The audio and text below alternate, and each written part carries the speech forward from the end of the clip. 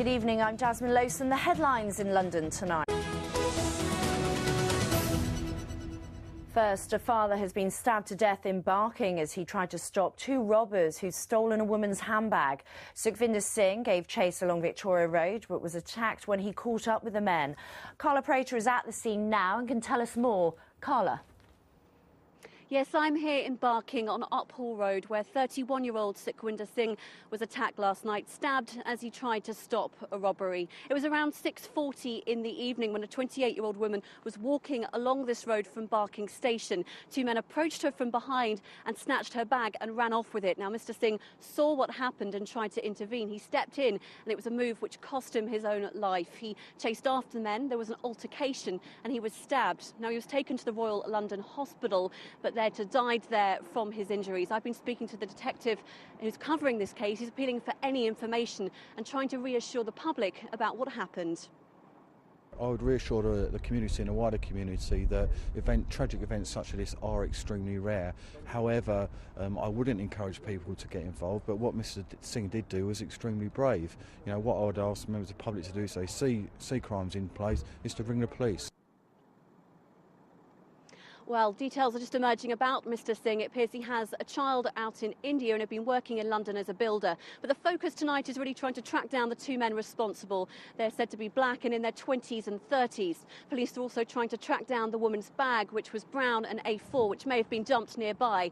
Anyone with information is said to ask to contact Crime Stoppers on 0800 555 111. Still many unanswered questions about this case.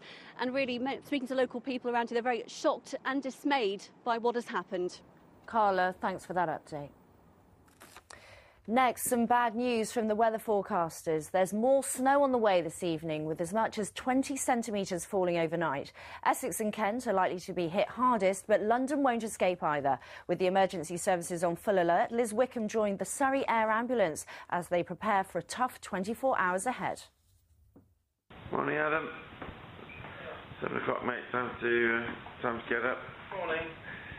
The Surrey, Sussex and Kent Air Ambulance crew have already been sleeping in this porter cabin for 5 days out of 9.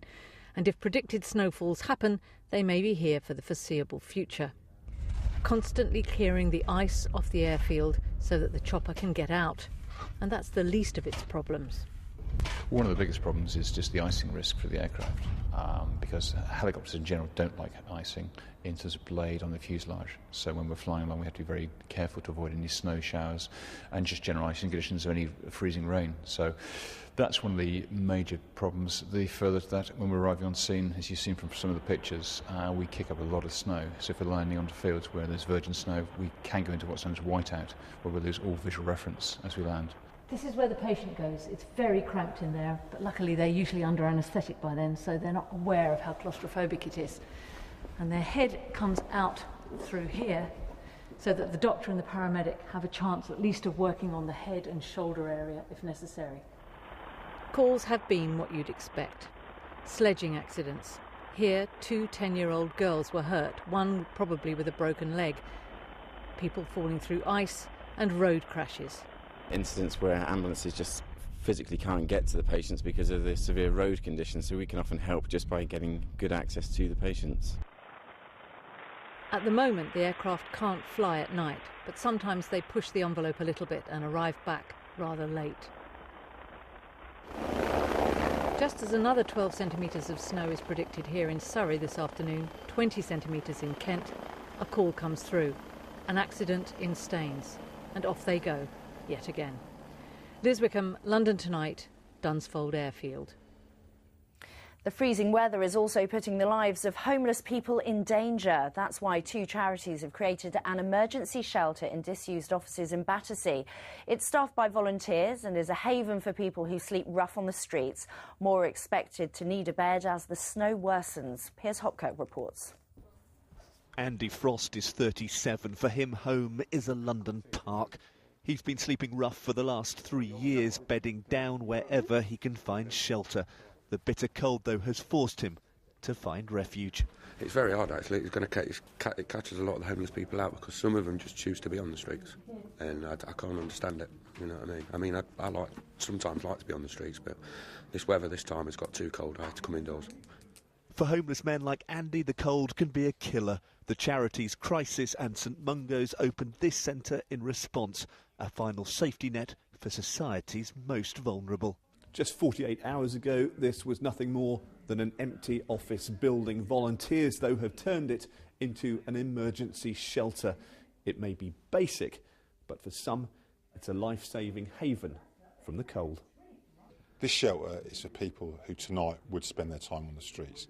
That is its target. It's about saving lives. It's about getting people off the streets now and looking after them, getting some food, somewhere to sleep safe tonight. That's what it's about here. And there's outreach teams all over London looking for people to get them in here tonight. I didn't know about this place at first, and then the outreach workers came into the park and woke me up and told me about it. So I just jumped at the straight chance and came here.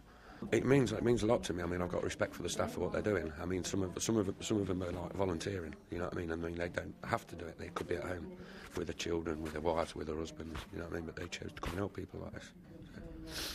For Andy, charity has come to his assistance. Some believe, though, we all have a role to play. We do have a responsibility as a society to make sure that people don't die in the street.